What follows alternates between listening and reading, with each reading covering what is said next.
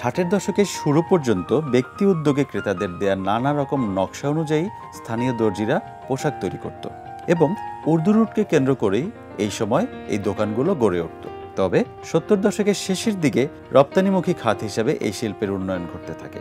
দ্রুত বাড়তে থাকে তৈরি পোশাক শিল্পের অভ্যন্তরীণ বাজার। আর বর্তমানে বাংলাদেশের সবচেয়ে বড় রপ্তানিমুখী শিল্প খাত এই গার্মেন্টস।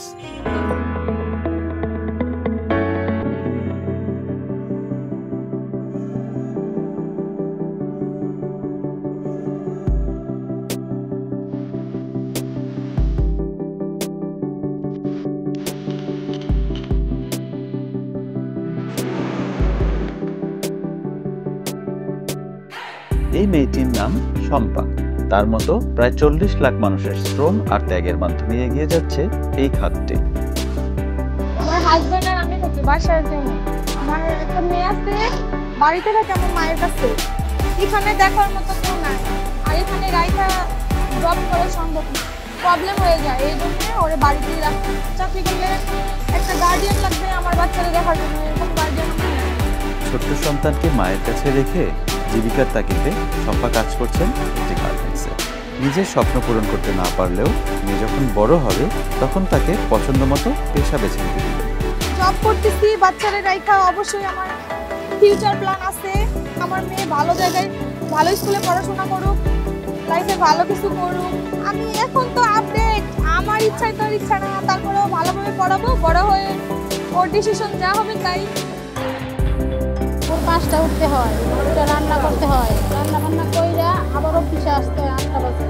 সকাল 8টা থেকে 7টা 8টা 1 ঘন্টা লাঞ্চ টাইম, মোট 10 ঘন্টা কাজ করে। বাসায় যেতে 7টায় বাইরে হইলে 8টা 8:30 বাইরে যায়। ছেলে মেয়ে খাওয়াইতে ঘুমাইতে 10টা 11টা উঠে বাইরে যায়। আবার পরের দিন ঘুরে 5টা উঠতে হয়। অনিতা মণ্ডলের মতো বেশিরভাগ নারী কর্মী এখানে 10 ঘন্টা কাজ করার পরও সংসার সামাল দেয়। এভাবেই 40 লাখ শ্রমিকের কায়িক শ্রমে দেশের অর্থনীতির ভিত শক্ত হচ্ছে, আর তাদের প্রতি মাসের বেতন দিয়ে হচ্ছে প্রায় 2 কোটি মানুষের ইচ্ছে পূরণ। ঘুরছে অর্থনীতির চাকা।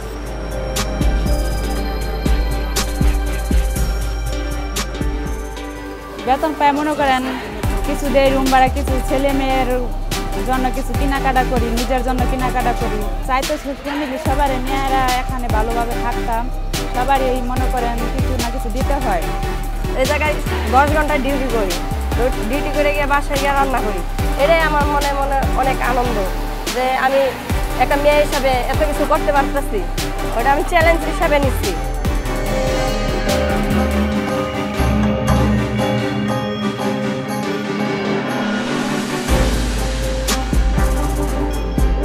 চল্লিশ লাখ শ্রমিকের সাথে সম্পৃক্ত 2 কোটি মানুষ আর 4 সহস্রাধিক গার্মেন্টস নিয়ে সগৌরবে মাথা তুলেছে বাংলাদেশের গার্মেন্টস খাত।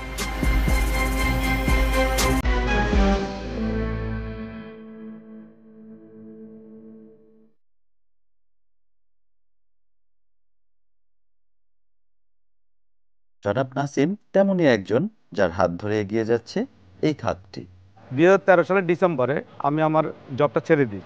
ছেড়ে দেওয়ার পরে আমি আমার বিজনেসের, তখন আমি একটা ট্রেডিং অফিস, মানে তুমি তো আপনার বাইং অফিস হিসেবে চিনবেন, আমি বাইং বিজনেস শুরু করি। তো ওই সময় আমাদের যাত্রা শুরু, আমরা প্রোডাকশানে চলে গেছি। আমরা ম্যানুফ্যাকচারিং ইউনিটে আমরা আসছিল 2016 জুনে। জুন থেকে আলহামদুলিল্লাহ আমরা চলতেছে, এখন পর্যন্ত আমরা ভালোভাবে করতেছি। তো আমি যেটা বুঝতেছি, ধরেন আমাদের ওভেন, নিট, সোয়েটার, জ্যাকেট, এই 4টা ডিপার্টমেন্ট আমরা অনেক ভালো স্ট্রং পজিশনে এখন আছি। যেহেতু আমাদের চায়নার থেকে বাংলাদেশে এখন অনেক বায়ার চলে আসতেছে, অর্ডার প্লেস করতেছে। ওটার সাথে সাথে আমাদের ভিয়েতনাম থেকে আমাদের বায়ারগুলো বাংলাদেশে আসতেছে। তো ওটা যদি আমরা ভালোভাবে সবাই যদি সুন্দরভাবে শার্প প্রাইস দিয়ে ভালোভাবে বায়ারকে সাপোর্ট দিতে পারি, অন টাইম শিপমেন্টগুলো করতে পারি উইথ কোয়ালিটি দিয়ে, তাহলে ডেফিনেটলি আমাদের দেশ অনেক উন্নত করবে এবং আগে যাবে এই বিজনেসে।